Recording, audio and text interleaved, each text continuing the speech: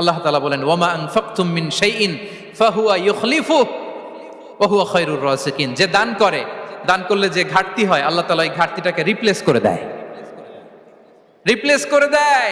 বিষ্ণু ইসা ইসলাম বলেছেন মা নাকাসা মালু আবদিন মিন সাদাকা। চ্যারিটি করলে, দান করলে আল্লাহ তার সম্পদ কখনো কমায় না। প্রতিদিন সকালবেলা দুজন ফেরেশতা নেমে বলতে থাকে আল্লাহুম্মা আ'তি মুনফিকান খালাফা, আল্লাহুম্মা আ'তি মুমসিকান চালাফা। ফেরেশতা দুজন বলে আল্লাহ, যে দান করলো, দানের কারণে যে ঘাটতিটা হলো এটা তুমি মেক আপ করে দাও, এটা তোমার পক্ষ থেকে বারাকা দিয়ে রিপ্লেস করে দাও। আর যে ধরে রাখলো, কৃপণতা করলো, ওর সম্পদকে আল্লাহ তুমি ধ্বংস করে দাও। ওয়াল ইয়াদু বিল্লাহ। আমরা যেন দান করি।